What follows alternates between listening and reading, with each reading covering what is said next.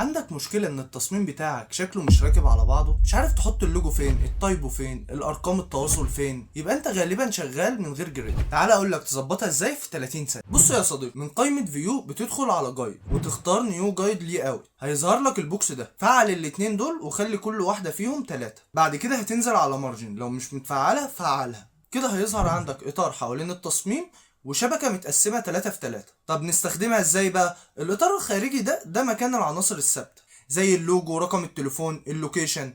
الشبكة الداخلية بتقسم التصميم ل3 اجزاء، يمين ونص وشمال، وده بيساعدك على توزيع العناصر بشكل متوازي. ودي اهم اماكن العين بيركز عليها اول ما بيشوف التصميم، فالمفروض نحط فيها العناصر الاساسيه زي التايبو، صوره المنتج او الشخصيه او اي عنصر مهم. لما تطبق الكلام ده وتشيل الجايد، بعد كده هتتلاقى التصميم متوازن ومريح للعين وكل حاجه في مكانها صح. وده كان ابسط شرح للجايد. ما تنساش تعمل فولو علشان تتعلم التصميم صح.